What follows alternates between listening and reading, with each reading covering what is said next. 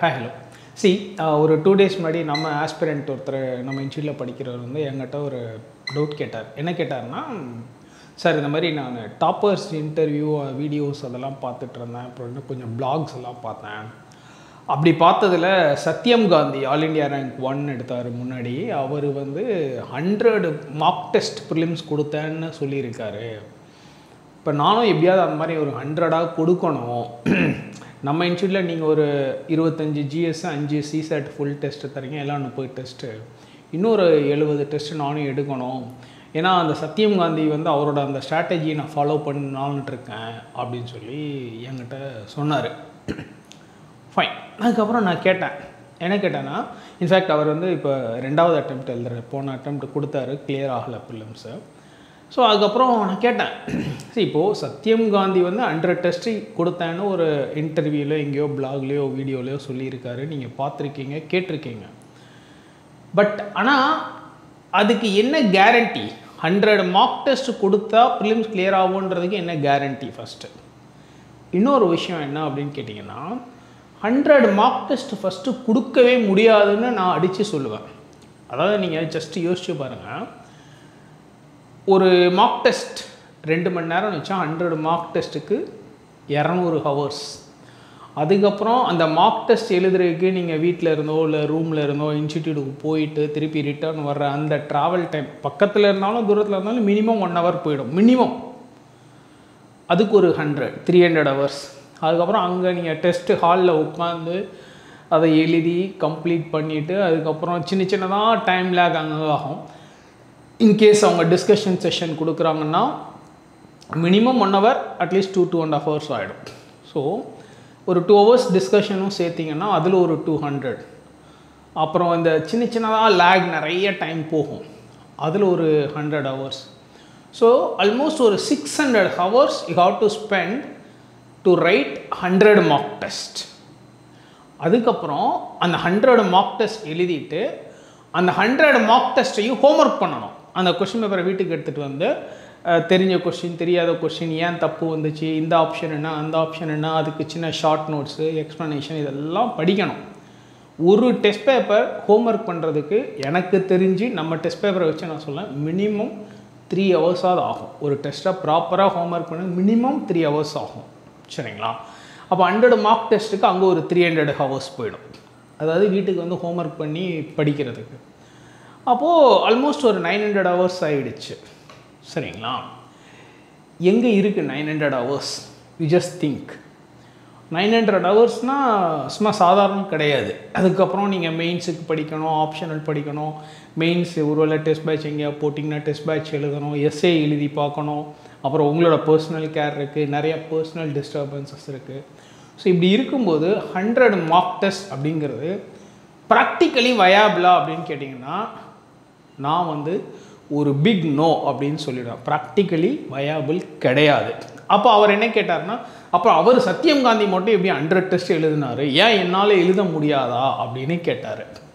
C, அதாவது இந்த UPSC civil services எக்ஸாமை பொறுத்தளவில் டெம்ப்ளேட் எதுவுமே கிடையாது. அவர் 100 டெஸ்ட் எழுதினாரா எழுதலையான்ற டவுட்டுக்குள்ளே நம்ம போக வேணாம்.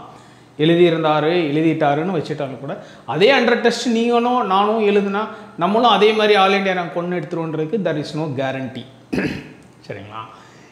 எப்போவுமே நான் நிறைய இடத்துல சொல்கிற ஒரு விஷயம் என்னென்னா, எந்த டாப்பர் சொல்கிற ஒரே ஸ்ட்ராட்டஜி இல்லை ஒரே செட் ஆஃப் ஒரு ஐடியாலஜிக்குள்ளே மாட்டிக்காதீங்க. பிகாஸ் இங்கே வந்து கஸ்டமைஸ்டு ஸ்ட்ராட்டஜிஸ் தான் ஒர்க் ஆகும் யூபிஎஸ்சி சிவில் சர்வீசஸ் எக்ஸாமில். ஏன்னா ஒரு இண்டிவிஜுவலுக்கும் ஒரு யூனிக்னஸ் இருக்குது. சி, நான் அப்போ அவர்கிட்ட சொன்னேன். அவர் திருப்பி இல்லை சார் அப்படின்னே எனக்கு கவுண்டர் அடிச்சுட்டே இருந்தார். அப்போ நான் சொன்னேன், இல்லைங்க, நீங்கள் ஒரு விஷயம் யோசிச்சு பாருங்கள். அதாவது ப்ராக்டிக்கலாக எனக்கு தெரிஞ்சு சத்யம் காந்தி 100 மார்க் டெஸ்ட்டு இன்ஸ்டிடியூட்டுக்கு போய் எழுதியிருப்பாரான்றதில் I have a doubt. But maybe என்ன பண்ணியிருக்கலாம் அப்படின்னு நினைக்கிறேன்னா, ஏதோ ஒரு இன்ஸ்டியூட்டில் ஏதோ ஒரு டெஸ்ட் பேட்ச் போட்டிருப்பார், ப்ராபப்ளி ஒரு 20-30 எழுதியிருக்கலாம். அண்ட் மீதி என்ன பண்ணியிருக்கலாம்னா, வீட்டில் ரூமில் உட்காந்துட்டு பழைய, அதாவது இந்த மார்க்கெட்டில் கொஷின் பேங்க்ஸ் எல்லாம் இருக்கும் இல்லைங்களா, மாடல் பேப்பர்ஸ் இல்லை வேறு இன்ஸ்டிடியூட் பேப்பர்ஸை டவுன்லோட் பண்ணியோ இல்லை வேறு ஃப்ரெண்ட்ஸ்கிட்ட வாங்கியோ அந்த மாதிரி ஏதாவது ஹோம்ஒர்க் பண்ணியிருக்கலாம். There is a possibility. See, அந்த ஹோம்ஒர்க் பண்ணுறதுங்கிறது டிஃப்ரெண்ட். மார்க் டெஸ்ட்டாக நீங்கள் போய் உட்காந்து படித்து எழுதுறதுங்கிறது டிஃப்ரெண்ட். ஏன்னா ஒரு மார்க் டெஸ்ட்டுக்கு போகிறதுக்கும் அட்லீஸ்ட் மினிமம் ஒரு 4 நாள் நீங்கள் படிச்சுட்டு போகணும். அந்த சிலபஸ், இந்த மார்க் டெஸ்ட்டுக்கு இப்போ ஹிஸ்ட்ரினா ஹிஸ்ட்ரியோட சிலபஸ், எக்கனாமினா எக்கனாமியோட சிலபஸ் படிக்கிறதுக்கு குறைஞ்சது ஒரு 3-4 நாள் வேணும், இல்லை 3 நாளாவது வேணும். ரொம்ப சூப்பரான ஒரு கேண்டிடேட்டாக இருந்தாலும் மினிமம் 2 நாளாவது ஒரு டெஸ்ட்டுக்கு படித்தாகணும். ஸோ இதெல்லாம் கால்குலேட் பண்ணி பார்க்கும்போது அவர் சத்யம் காந்தி வந்து 100 மார்க் டெஸ்ட் வந்து ஹார்ட் கோராக என்ன சொல்ல ரியலிஸ்டிக்காக போய் இன்ஸ்டிடியூட்டில் உட்காந்து எழுதியிருப்பாரா, டிஸ்கஷன்லாம் ஃபுல்லாக அட்டென்ட் பண்ணியிருப்பாரா அப்படிங்கிறத எனக்கு I have a kind of element of doubt. But வீட்டில் ரூமில் உட்காந்து ஹோம்ஒர்க் பண்ணி பார்த்துருக்கலாம். வேறு கொஸ்டின் பேப்பர்ஸ் ஃப்ரெண்ட்ஸ்கிட்டயோ இல்லை டவுன்லோட் பண்ணியோ இல்லை வேறு ஏதாவது மாடல் ஒர்க் புக் மாதிரி வாங்கி அந்த மாதிரி ட்ரை பண்ணி பார்த்துருக்க வாய்ப்பு இருக்குது. பட் அது வந்து டிஃபரெண்ட், சரிங்களா. அண்ட் இன்னொன்று என்ன அப்படின்னு கேட்டிங்கன்னா, நான் சொல்கிறேன், திரும்பவும் சொல்கிறேன், கஸ்டமைசபிள் ஸ்ட்ராட்டஜிஸ் தான் இங்கே ஒர்க் ஆகும். அண்ட் இன்னொருத்தரோட ஸ்ட்ராட்டஜி, இன்னொருத்தரோட ஐடியாலஜி, இன்னொருத்தரோட மெத்தடாலஜிங்கிறது எல்லாருக்கும் ஃபிட் ஆகாது. நீங்கள் டாப்பர்ஸ் இன்டர்வியூ வீடியோ எது பார்த்தாலும் you just listen to them. அதுக்கப்புறம் உங்களுக்கு எது வயபிள், உங்களுக்கு எது கஸ்டமைசபிளாக ஒர்க் ஆகும், அதுக்கு தான் நீங்கள் கஸ்டமைஸ் பண்ணிக்கணும். இப்போ அந்த பையன் கேட்டான், சார் ஒரு மேஜிக் நம்பர் ஒன்று சொல்லுங்கள் சார், இத்தனை டெஸ்ட் எழுதுனா சூப்பர் பெஸ்ட் அப்படின்னு ஒரு மேஜிக் நம்பர் ஒன்று சொல்லுங்கள் சார் அப்படின்னு சொல்லி கேட்டான். மேஜிக் நம்பர் எனக்கு புரியல. Okay fine. அதுக்கப்புறம் நான் சொன்னேன், இப்போ உனக்கு என்னப்பா வேணும்னா, இல்லை சார் நான் எத்தனை டெஸ்ட் எழுதினா போதும் சொல்லுங்கள் அப்படின்னு கேட்டார். நான் சொன்னேன், ஒரு ரஃபாக ஒரு கால்குலேஷன் வச்சுப்போமே, history, geography, polity, economy, science and technology, environment, அதுக்கப்புறம் கரண்ட் அஃபேர்ஸ், மொத்தம் 7 ஏரியாஸ் ப்ராடாக எடுத்துக்கிட்டோம், சரிங்களா. அப்புறம் அந்தந்த ஏரியா, அந்தந்த ஸ்டாட்டிக், ஹிஸ்ட்ரி, ஜியாகிரஃபிக்குள்ளே சின்ன கரண்ட் அஃபேர் ரிலேட்டட் இதெல்லாம் இருக்கும். ஓகே, அதெல்லாம் மிக்ஸ் பண்ணிக்கலாம். ஸோ டோட்டலாக ஒரு 7 ப்ராட் ஏரியாவாக நம்ம பிரிச்சிருக்கோம். அந்த பாலிட்டிக்குள்ளே வேர்ல்டு அஃபேரும் சேர்த்துக்கிறோன்னு வச்சுக்கோங்களேன்.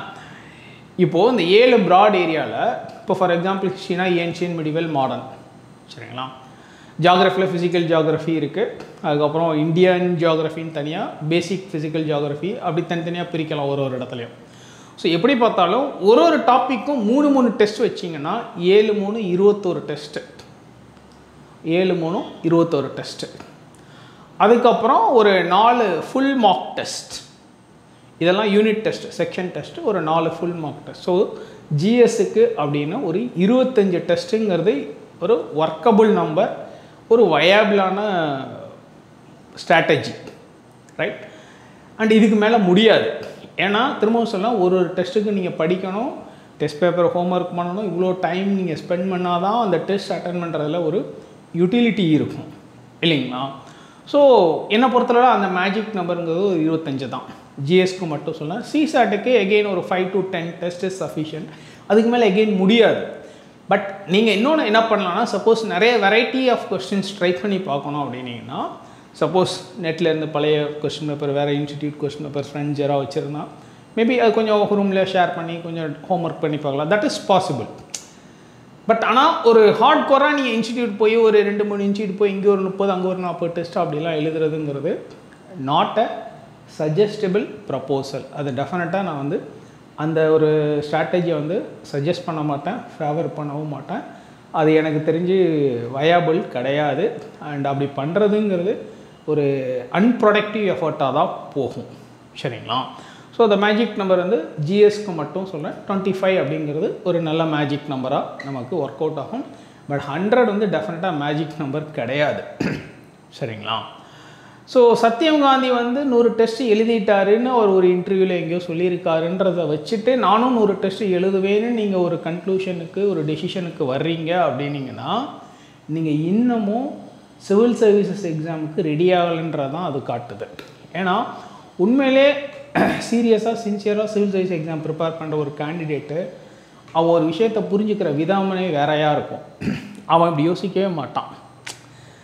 ஆனால் நீங்கள் இப்படி தான் யோசிக்கிறீங்க அப்படின்னா நீங்கள் இன்னும் அதுக்கு பர்ஃபெக்டாக அந்த யூபிஎஸ்சி ஸ்ட்ரீம்லைன் ஆஃப் திங்கிங்குள்ளே வரலைன்றது தான் மீனிங்கே, சரிங்களா.